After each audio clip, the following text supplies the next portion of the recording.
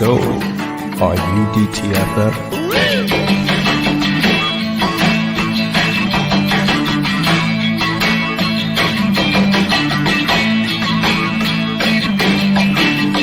Again, here's Drinking and Talking Fantasy Football with your host, Jake Trowbridge and Dustin Lunt. Good evening, everyone. Happy Tuesday. If you're joining us live, welcome back to DTFF.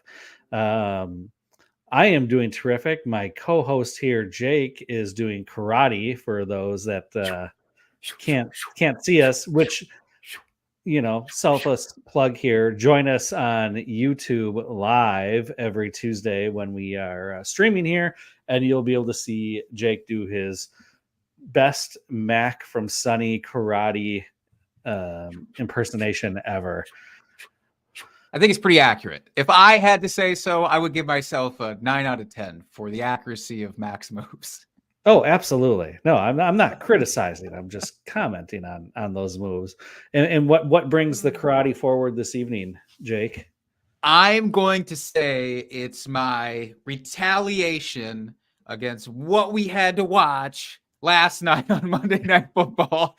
These are the same moves I was doing to the air as I had to watch our beloved Packers just shit away, which should have been a victory, but we don't need to talk about that.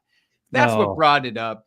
And I would argue the other thing that brought it up is this drink. I know we do some business before we get into what we're drinking, but I have to say, this concoction that I made, I can't recommend enough. I would love for you to try this sometime. It's a pear bourbon smash. So It has bourbon, it has pear juice, a little bit of soda, and a tiny bit of maple syrup. I know it sounds weird as shit. It is delightful. No, that sounds delicious. Mm-hmm.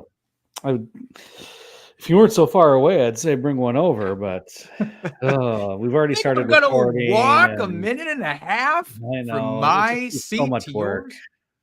My God, what are you drinking, my man?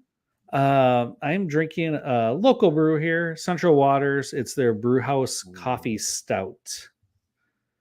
No idea how high octane it is. It doesn't say anywhere on the can, but it is delicious. It could be anything. Coffee stout. That could be a 30%er for all you know.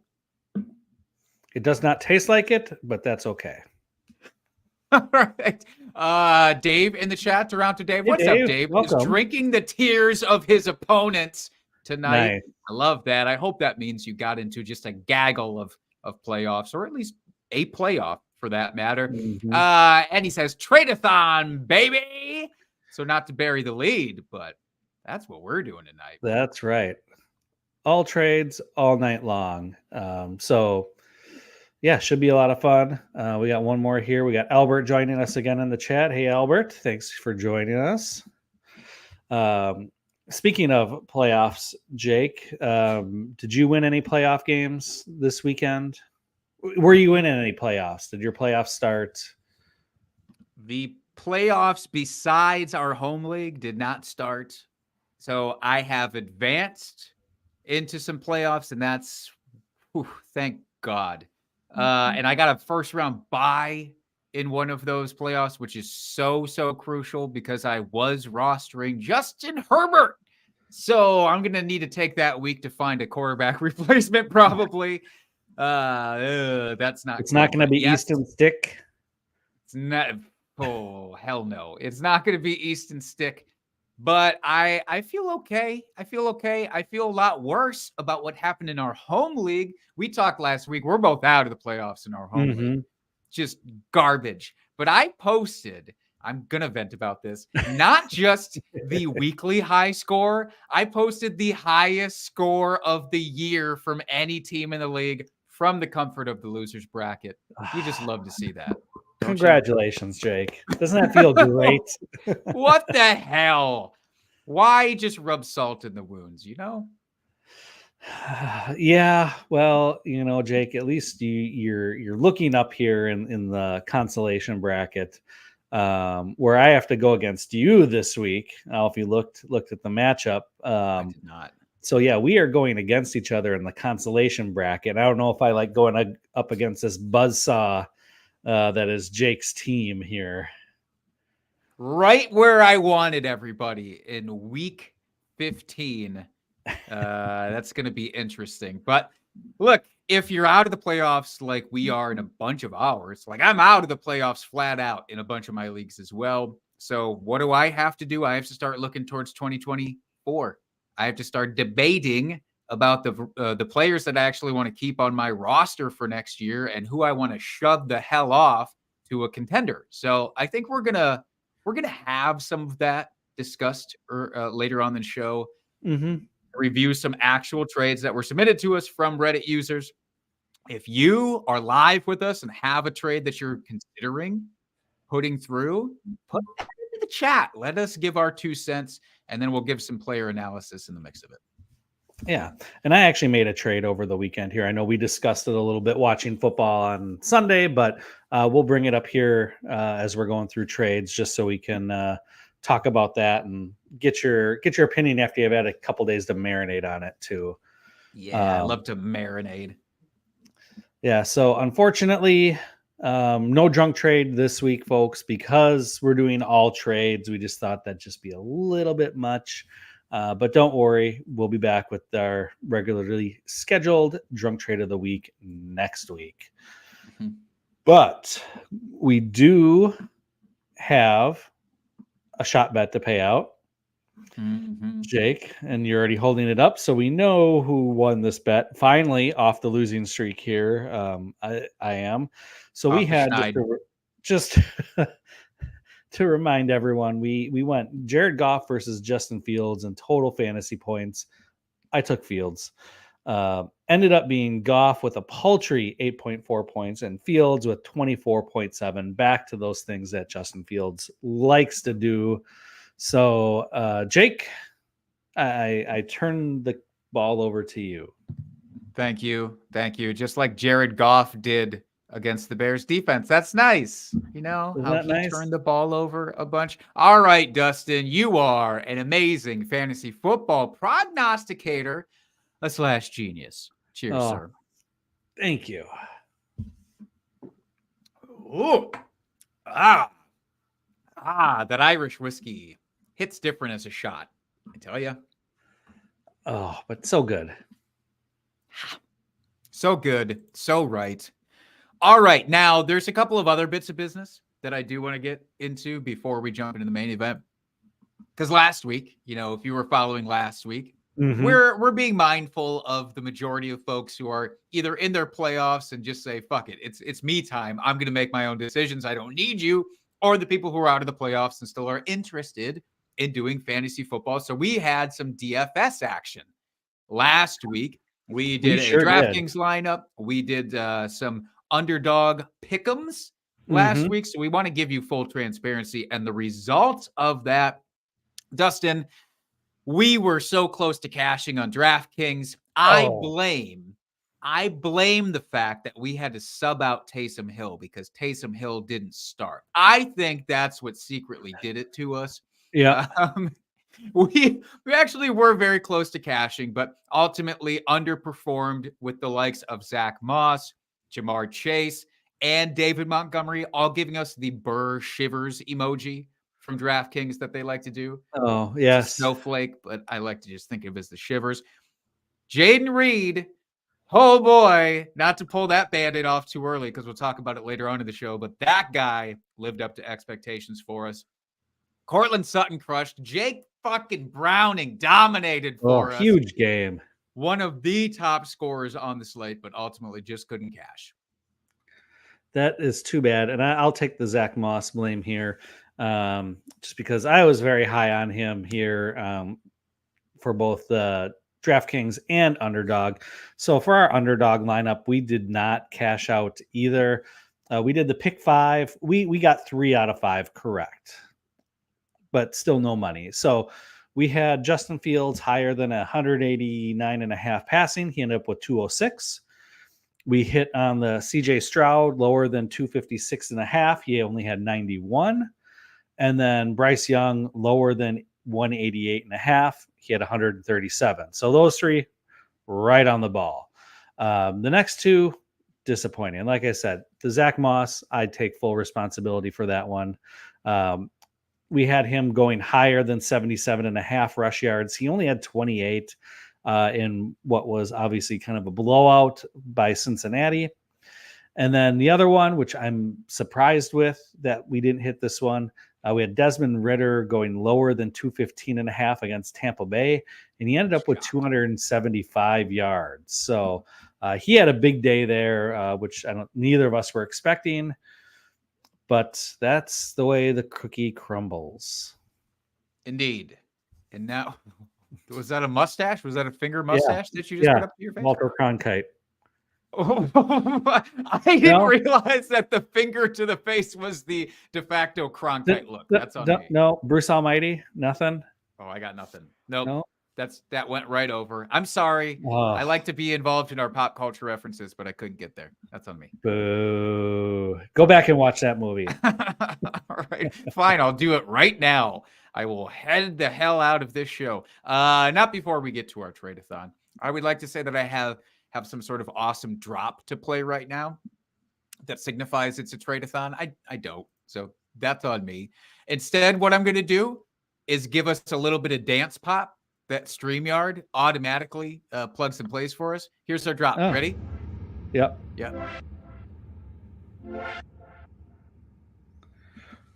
Trade. That was trade, so trade, disappointing. worldwide. Okay, thank you for salvaging it. Wow, the dance pop is just not good, StreamYard. I'm sorry. But it is the trade-a-thon episode. So again, I gathered a bunch of these that we've gotten from Reddit users. Thank you, Reddit. Once again, just shout out to you all. You deserve a shot in your honor, I think. But I don't have an extra one, so I'm not going to do that tonight. Either, so maybe another time. But maybe next week.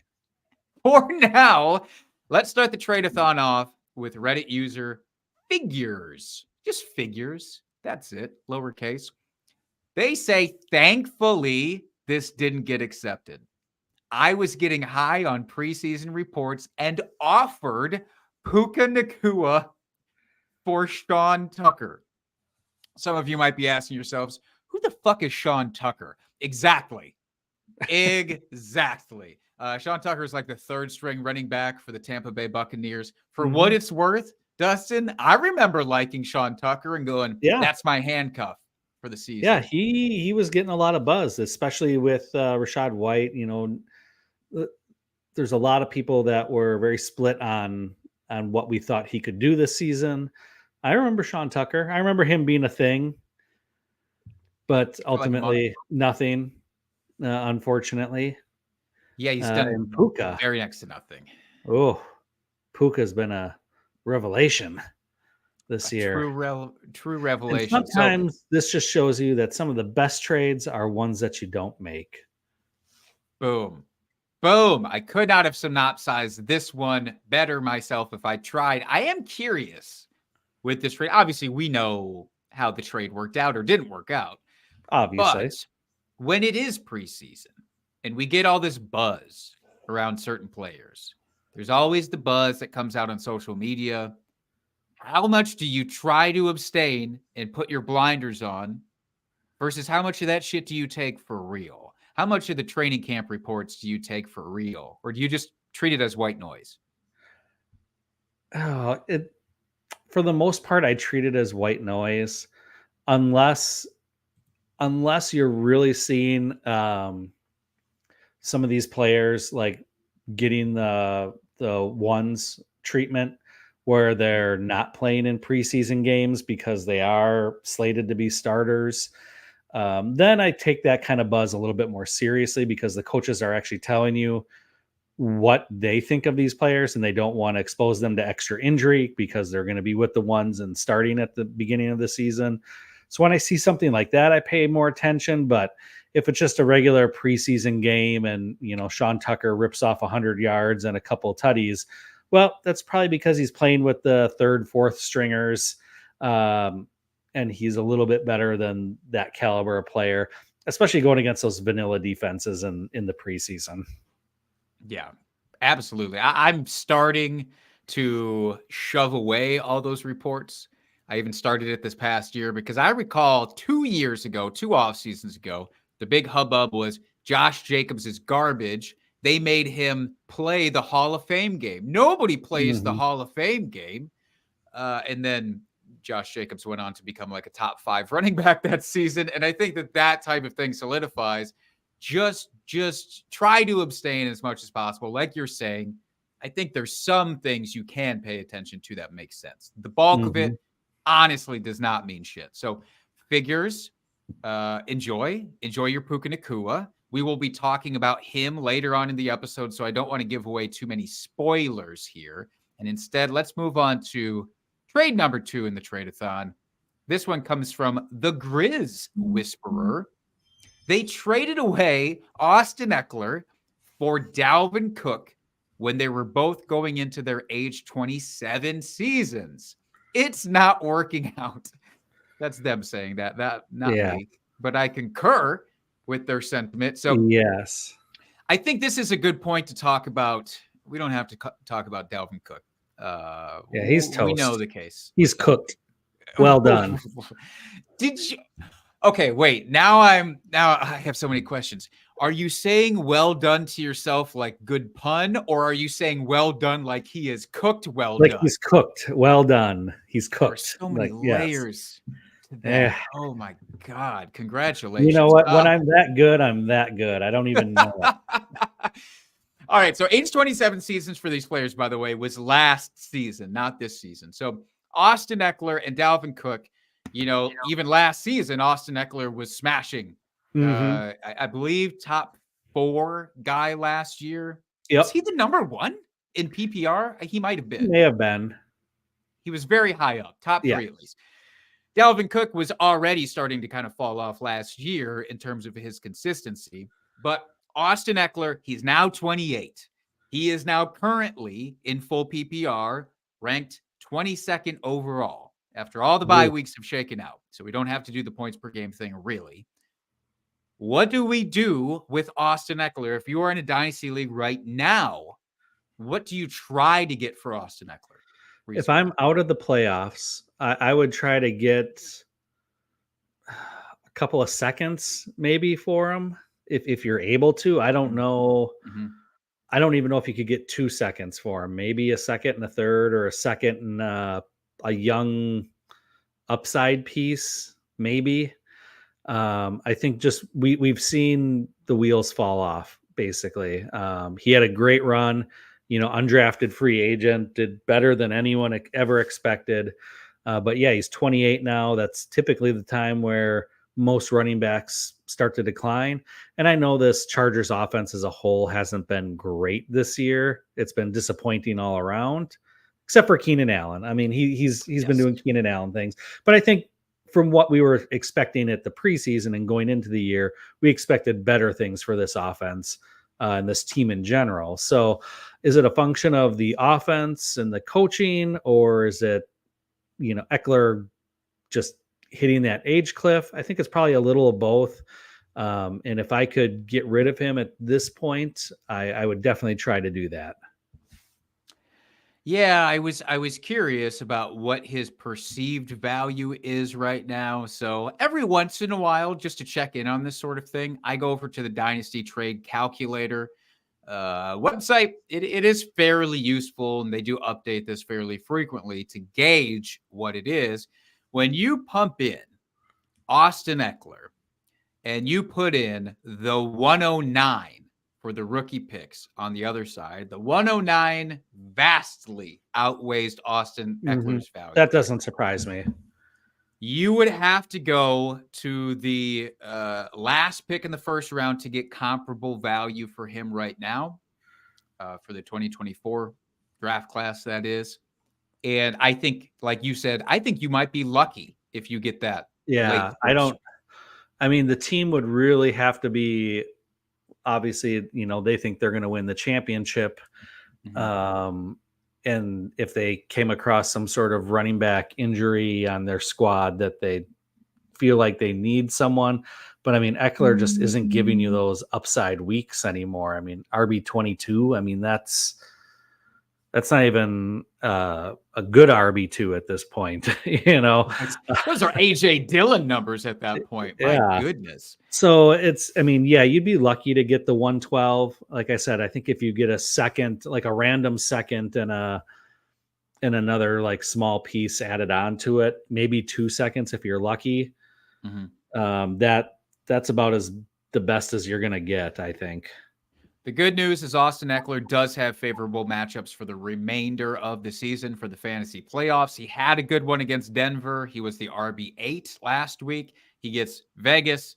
Buffalo's actually fine. And then he gets Denver again for the championship. So if somebody's just looking at the schedule, maybe either ignoring Justin Herbert's absence or saying, well, they're just going to dump off to Eckler even more now that Easton Stick is there, maybe you get enough to make it worthwhile. But yeah, a bad trade, obviously, the Grizz Whisperer. We understand that. But we've all been there, okay? We've all done this. Speaking of Pukas from the previous trade, Reddit user Puka Doncic is in here and is saying, I traded Mixon for Tank Dell, Tutu Atwell, and Juan Dale Robinson before the season started in Dynasty. Worked out pretty well, but got flames when it happened. He got roasted, all right, initially, which is crazy to me that they even got roasted for this. But we're obviously on the underside of the Joe Mixon value always. Always. So I think to the outside world, this made sense to roast at the time. I do want to be honest. If I saw this go through in the preseason, Mixon for those pieces, I'd be like, yeah, you're probably selling a little low on Mixon, to be honest. And I'm not the biggest Mixon guy, but I mean, he is a workhorse running back. He gets all the carries. You know, he is the guy in Cincinnati. So to get a guy that doesn't really have a split backfield for in the preseason, very little return. You know, I can see why he got flamed for it. But obviously we know what Tank Dell did. He's the real deal. Tutu's had some weeks here and there. He was usable. Wandale, he's early in the season. He had a couple usable weeks before he got injured, but I think that's a good trade, especially considering knowing what we know now. Oh, now it's absolutely a great trade. We can definitely agree that it's a great trade now. With Tank Dell, you know, even though he popped off early in the year for a game or two, it took him a little bit to actually become sort of a dynamo. It was the last 4 games that he played where it's like, holy shit, this guy, you know, is a top maybe 15 dynasty receiver all of a sudden, or maybe that's extreme, but you know, he's definitely up there, and he is now only going to be available for a first-round pick. You're not going to be able to give anything lower than that to get him, even with the injury status right now. I do want to talk about Wandale Robinson. So over the weekend, this isn't just me gloating, I promise, but it is tethered to something that just happened in a league. I literally just made a trade for Wandale Robinson. It was offered to me. I made 0 changes in the trade offer, but it was Wandale Robinson in a 4th, and I sent away Izzy Abanikanda in a 3rd. And I just said, sure, why not? I'm not the biggest Wandale Robinson guy by any means, but this is a guy who flashed last year, has been dealing with injuries for the early part of this season. And then if you watched any of the Packers game, just saw him absolutely torch the Packers defense, which I'm not saying means a lot. But I am curious, what's your thought process on Wandale Robinson?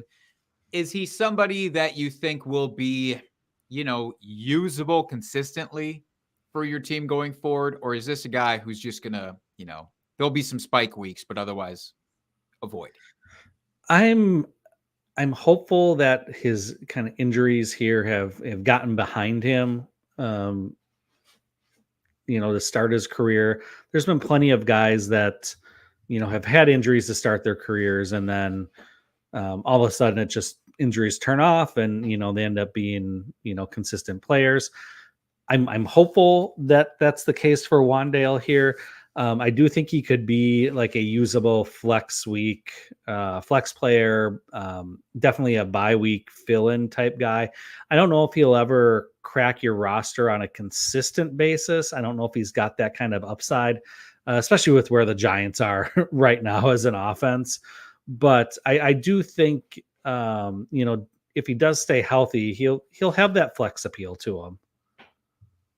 Yeah, I agree with that. And I do think that there's a thing to be said for just getting a wide receiver 3 type, wide receiver 4 type, even in deep enough dynasty leagues where you're going to need somebody like that. And then also, he has enough of a ceiling where you can trade him away if he has a couple of boom games in a back-to-back weeks or something. And now all of a sudden, maybe you can move him. I do think so much of dynasty has become like day trading, of not holding on to a player for too long and just hoping that they pop off, and then you can kind of move them along. All right.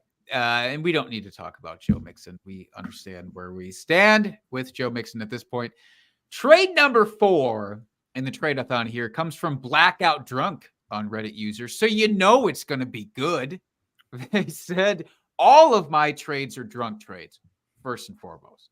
Okay. I will acknowledge this was in response, by the way, to me asking specifically for drunk trades. So let's put that out. This wasn't just regular trade-a-thon stuff. Anyways, that being said, a bad example of a drunk trade is that I essentially sold Travis Etienne for Christian Watson this offseason. This was submitted about a month ago. All right. With what we know now, Dustin, I mean, obviously Christian Watson's injured again. Not necessarily shocked, but when we look at Travis Etienne versus Christian Watson, what's the gulf for you? Because it's not that big for me anymore. What do you think? Yeah, Etienne is still the higher player for me here between the two. I mean, it's such an egregious trade, especially with all the hype around Christian Watson this last offseason, really expecting him to take a step forward. Obviously hampered by injuries a little bit again this year. But recently we've seen him start to come around. So Etienne, I do have higher than Watson, but I don't think the gulf is that great. I'm kind of right there with you. What I would need on top of Watson, I don't know. I honestly, that's a tough one. I don't know right off the top of my head here.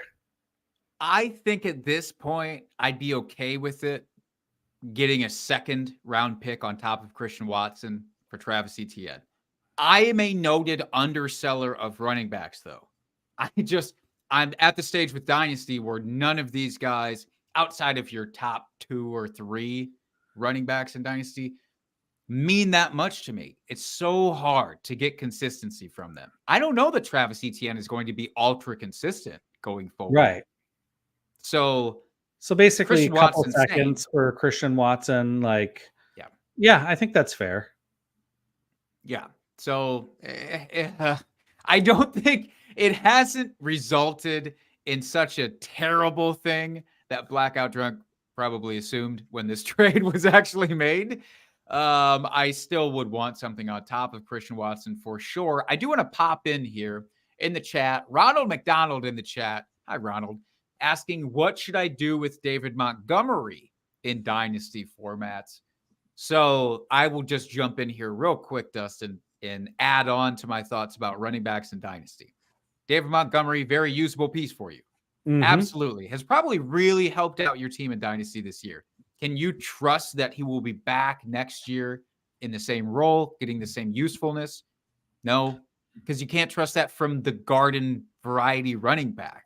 And David Montgomery, as much as I love him, isn't like a special elite running back. So I think this is the opportunity to trade high on him and say, look, he's put up massive numbers this year. And he maybe could for the Lions again next year. But that's what your sales tactic is, I think, in Dynasty, is going, look at what he did this year. It's like Jamal Williams, but better. But I don't think I would trust that going forward. What do you think, Dustin? Well, he is signed with the Lions for another few years here. and they don't really have an out until after next season, is when the dead cap really drops off. So I think you're going to be pretty safe with David Montgomery next year, assuming that they don't bring in or draft another high running back. But assuming the running back room basically stays as is, I think you'll be fine with him. I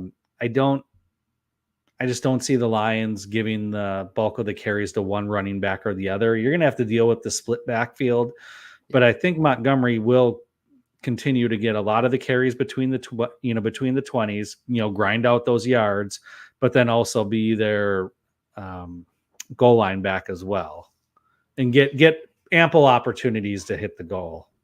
Yeah, I think that's completely fair as an assessment. I think in general with running backs, my thought is just you can trade him for something of value and then go scavenge your way for running backs that can kind of piece together what David Montgomery is going to be for you for a lot cheaper. So that's why my process has just shifted to he's not elite, quote unquote. He's not special in my view. So I'll get what I can for him and then piece it together with ostensibly worse pieces for Dynasty when I have to. But he does follow up here, Ronald, saying David Montgomery for Breece Hall. Who says no? In Dynasty, I want Breece Hall. Yeah, absolutely. Like 1,000 times I want Breece Hall. Maybe there's an opportunity. Last week probably would have been the opportunity if somebody's a contender and really needs a stable running back to say, hey, I'll give you David Montgomery and maybe, a little something else for Breece Hall. But Breece just broke out again last week. So. Yep. All right. Let us move on. Anything else that you want to say about ETN and Watson before we move on here, by the way? No. Let's move on. Get to trade 5 here. Coming from Slayer21. That's Slayer with 2 R's. That's also just how you pronounce Slayer. I'm sorry, I don't make the rules. They traded Kenneth Walker, James Cook, Jacoby Myers, and a 2025 and 2026 4th-round picks with scrap heap for a gaggle of 1st-round picks. 2024, 2025, 2026 1st-round picks. Just loading up. A 2025 2nd-round pick. Miles Sanders and Marvin Mims. That's a lot. It's a lot to unpack. This is a big one. What I want to know specifically out of this, I mean, A, right now, which side of that would you rather have?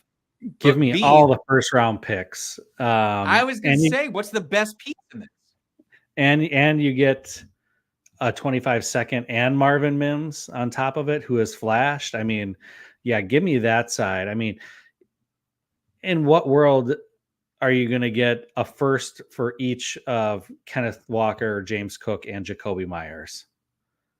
No, nowhere. None world. Player 21. I mean, just well done with this trade because you crushed it. And I don't care that those 1sts are a few years out, especially at the 26th 1st. Like, that doesn't matter. You can go trade that back for, a player now or hold on to it if you so choose. But, the fact that you got 3 1sts out of this deal is incredible. Yeah, I think this, again, I hate to be this guy, but all offseason I'm going to be talking about it. So just deal with it, folks. The running back situation, the fact that you can get all of these picks for those 2 running backs because they were perceived early on in the season to be like really solid running backs that teams want to sort of hang their hat on. And they're not. There's just very few running backs you can hang your hat on. Kenneth Walker's value has gone so far downhill because Pete Carroll and because Zach Charbonnet looks, useful. And James Cook has just been so hit and miss this year. So that's why I say, I'm going to take what I can get most of the time for my running backs and deal with it as like a redraft philosophy most years. But Marvin Mims, I do want to hit on real quick before we get to a question in the chat. Marvin Mims, going forward, he's not been great. He's not showing up in the fantasy stat sheets right now. But do we think that he can eventually get to being what everybody thought and hoped he would be?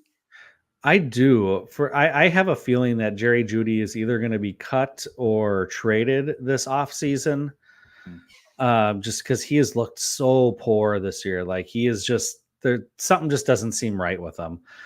So I think instead of the Broncos having to pay to keep him around, I think they're going to end up cutting him, or like I said, try to trade him, which will open up the way for Marvin Mims to have more consistent usage in that offense. Or he's going to be our generation's version of John Brown, and it's going to make me so sad. That but too.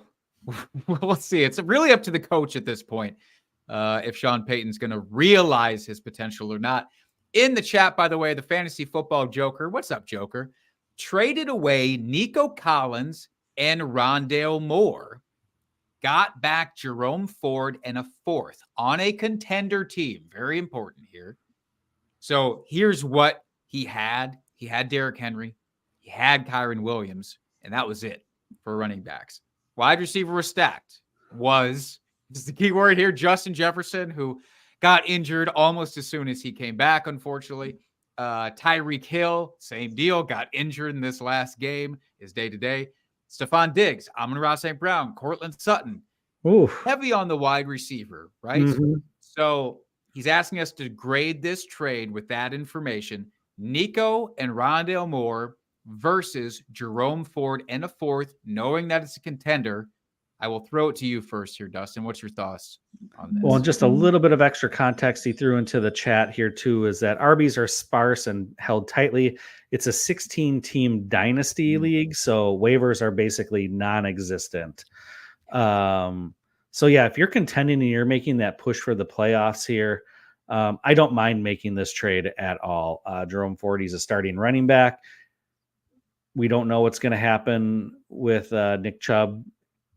Is he going to come back healthy next year? He could, probably will, but if you're trying to make that playoff push right now, you need a little bit of running back depth.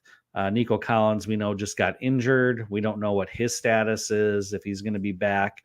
Rondale Moore has been very hit and miss this year. So I think that's a fair trade, especially considering the league setup.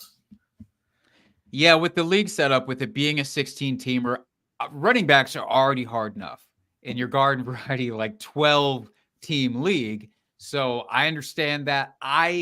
For me, I think the threshold is still too far to give up Nico Collins. It's just because I absolutely love Nico Collins. I know I'm above consensus on what most people think about him in Dynasty, though. We were talking over the weekend, like it just feels like he finally got a quarterback that can utilize him. Obviously, now Davis Mills has had to step in and might for next week. But long-term, he has C.J. Stroud. So Nico Collins is just a bridge too far for me. I would have much rather, done Rondale Moore and a pick on the other side, probably to even it out, rather than Nico Collins. But look, if you get the championship out of this trade, then it's all worth it, obviously. Yep. Now, let me ask, would you have rather taken maybe Sutton instead of Collins and plugged in Sutton instead? 1,000%. Yes. 1,000% would have rather done Sutton. Sutton is having a magical season, and it really is like fucking magical. If you watch how he's getting these points on the field, it doesn't even make sense most of the time. So I think it's a very hard thing for him to be able to keep up with long term, whereas I think Nico will be able to do that. Oh, and he did say in the chat, by the way, Joker said, has no picks at all. That's how he got that wide receiver room, was giving up those picks. So, that's what you plan for then, is you have to be able to move those wide receivers if needed. So I get it. Yep. All right. Well, should we do a couple more? Couple more for the trade-a-thon. Let's go to a giant cowboy from Reddit who traded away Najee Harris and his compatriot in the backfield, Jaylen Warren, and a 2025 second-round pick for this fucking list. Keontae Ingram, Jaleel McLaughlin, and a 2025 first-round pick. Let's just pull this Band-Aid off. Keontae Ingram, nothing. Jaleel McLaughlin, pretty close to being nothing at this point. So you get a first, and that's nice. Do you think it's worth it to give away Najee and Jaylen Warren for that? No. It's nice you got a first, but you're giving up two running backs, and granted they're in the same backfield, but You're giving up 2 running backs plus a second round pick. I mean, that math just doesn't add up in my world. So no, the bad trade all around here. I'll give a giant cowboy this. Again, this is another one that came in like a month ago, and he was probably just tired of that Pittsburgh offense at that point, which I understand. That Pittsburgh offense looked atrocious under Matt Canada. So this is a pre-Canada exit trade. Yeah, but just don't be that rash. You can't be that rash in Dynasty, even with running backs. And I'm the anti-running back guy. And I say, please don't do this. We just wonder how early that 2025 first round pick is, I guess, at this point. And, you know, if you get the 101 out of it, you can look back on this and think it's fine. But right now, no, it's not fine. Right Real now, quick.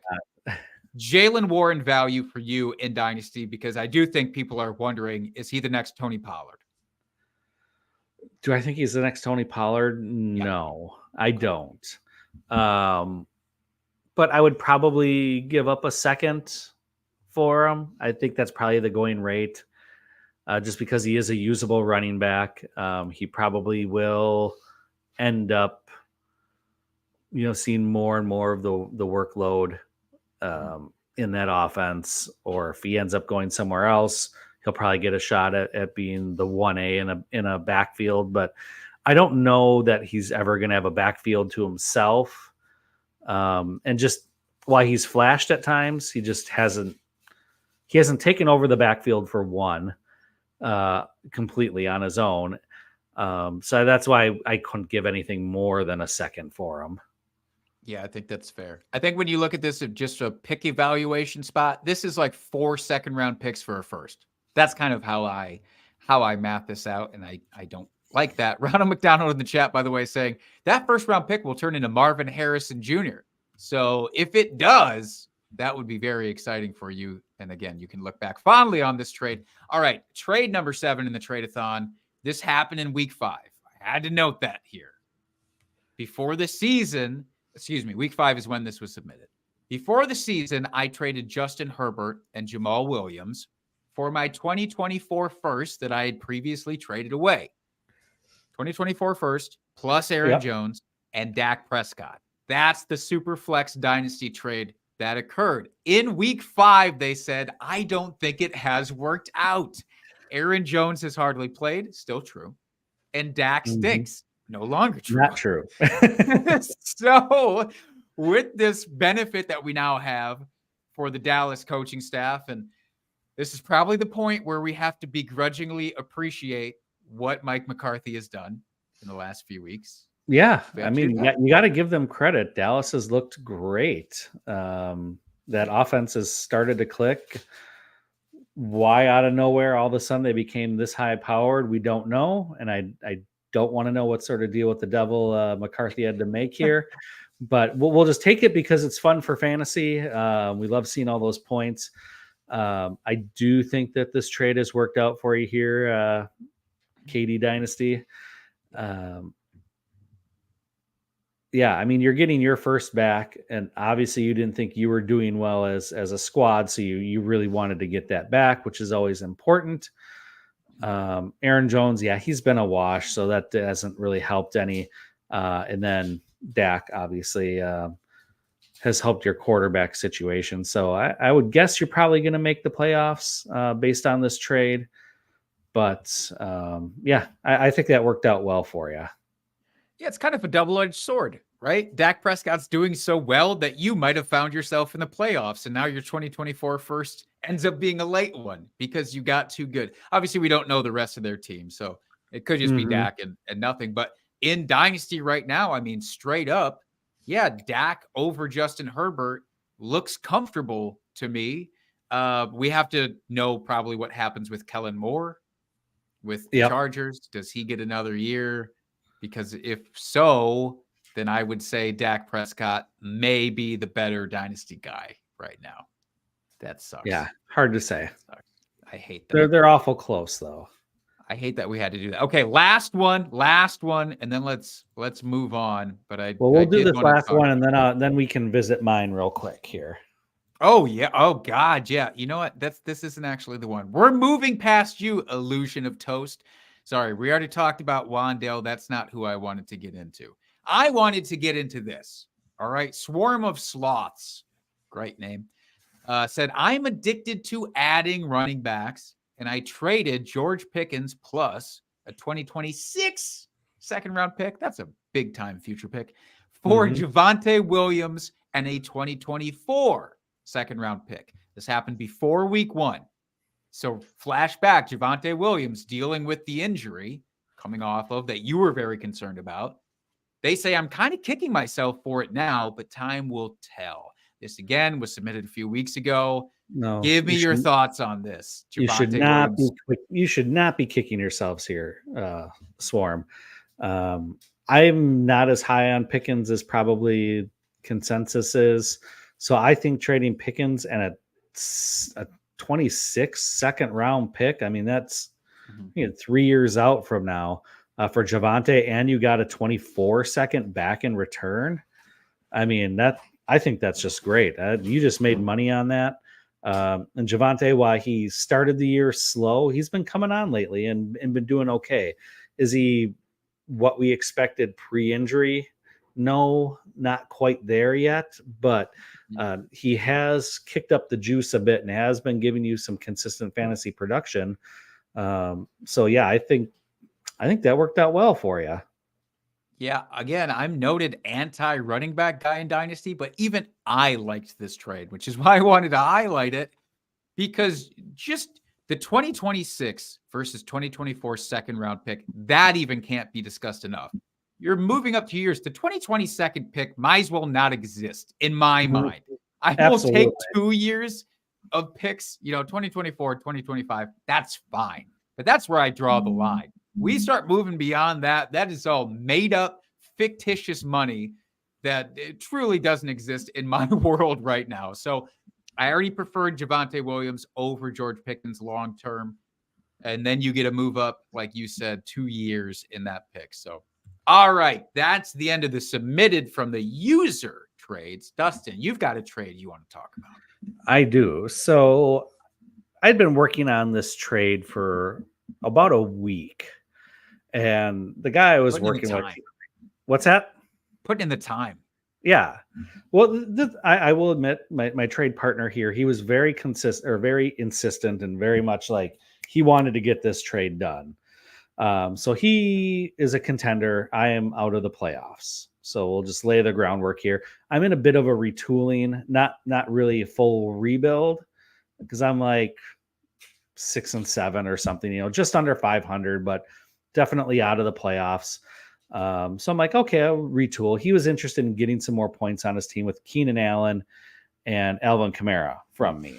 And I'm like, okay, they're getting up there in age, I'll take a look at some guys and try to get a little bit younger. Well, we were going back and forth all week, and you know how garbage some of the offers were that he was giving me. We won't get into all that, but ultimately what the trade ended up being was Alvin Kamara and Keenan Allen. I gave up, and I got Tony Pollard and Kenneth Walker in return. So how do you feel about that? We talked about it again over the weekend, but I really like this for your team. And again, I am the anti-running back guy, but you have two players, one of them already a running back, who is getting very much up there in age. And the drop-off could be next year. I was saying maybe Kendre Miller, after he's done with this crop of injuries, maybe they do start actually shifting things his way next year.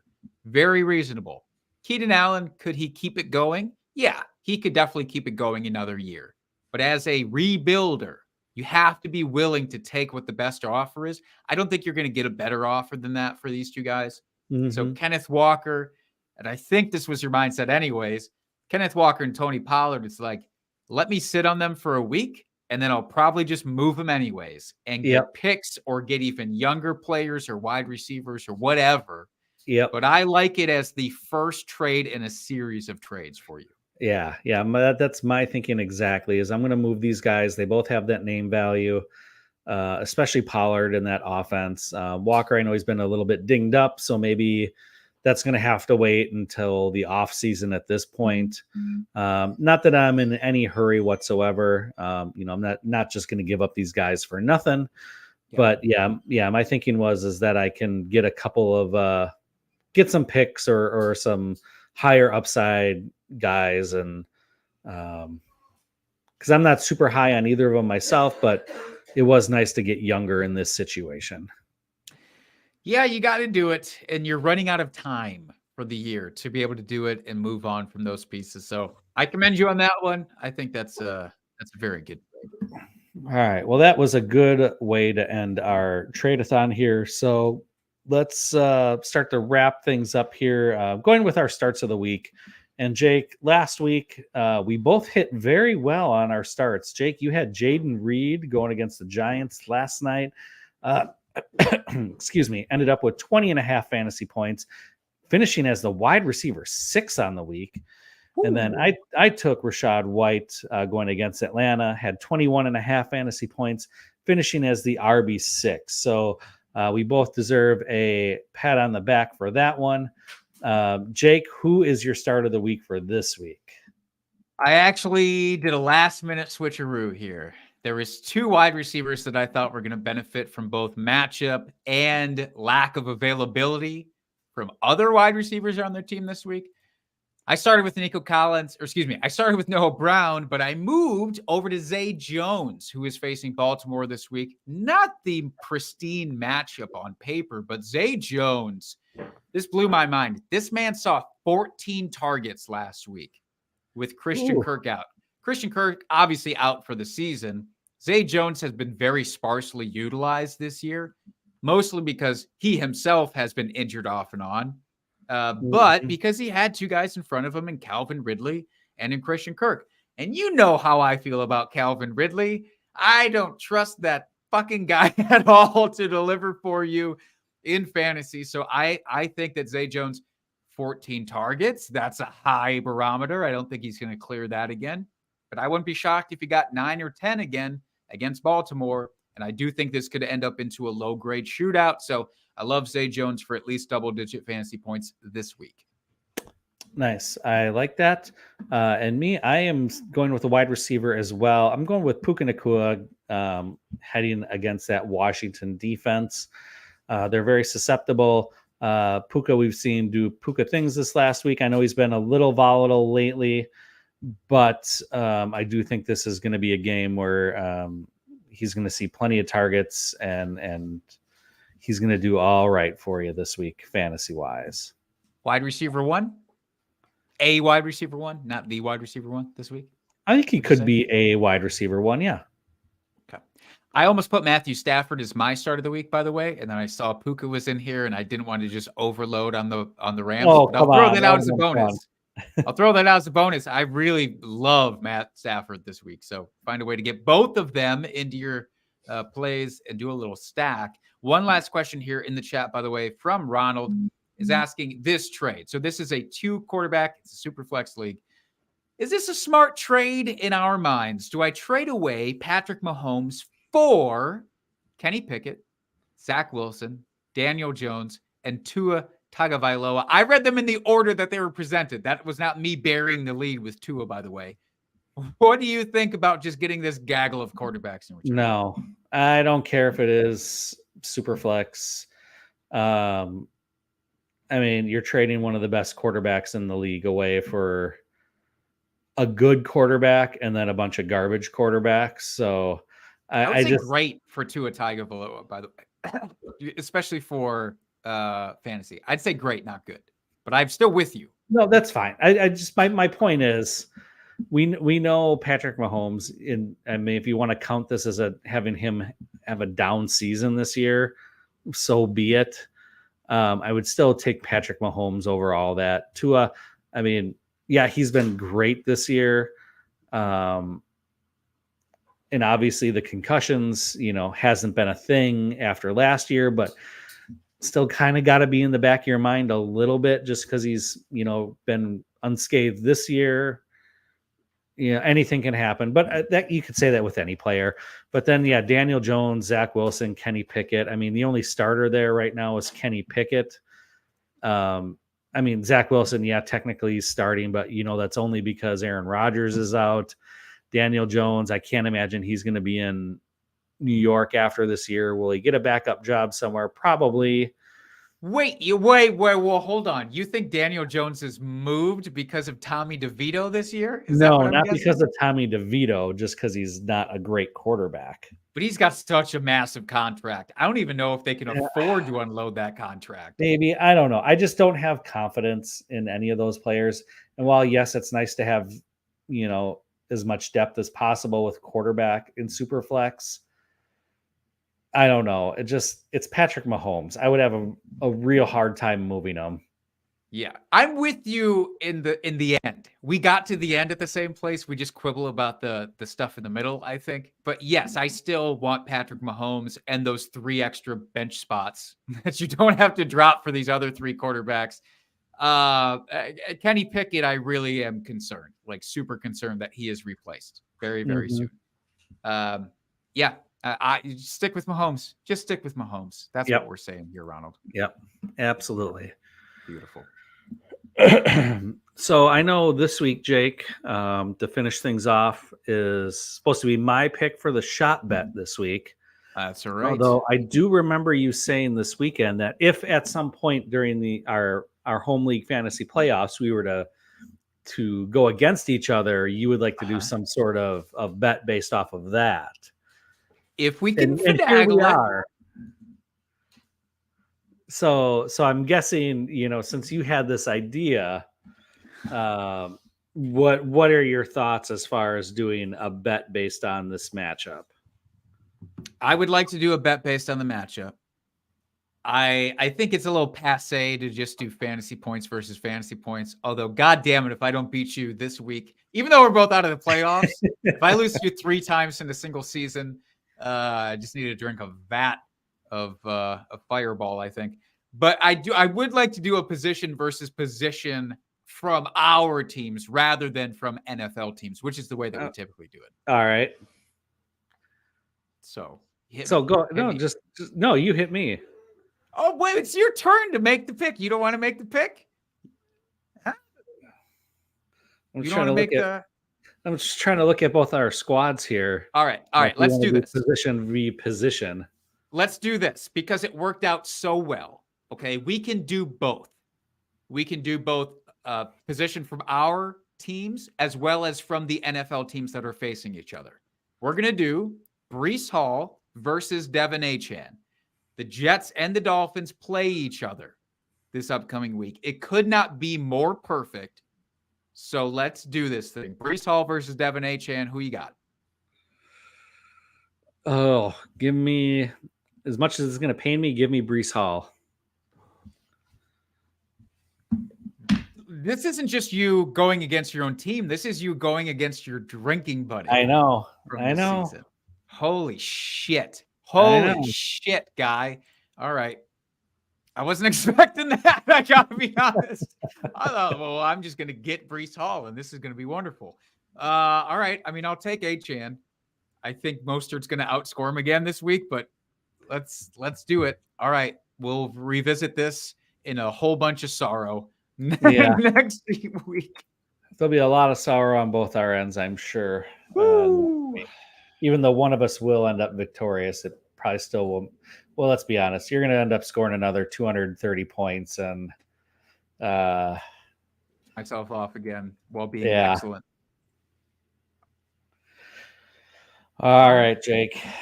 Any final thoughts here before we sign off for the evening? Hey, if you're out of the fantasy playoffs, still consider doing DFS. I know we hit on it last week as a big thing. It's just a lot of fun if you're not ready to be done with it. Some people are ready to be done with it, which is fine. Mm-hmm. Move on. Start planning towards next year. We'll be here helping you plan towards next year in the future weeks to come, by the way.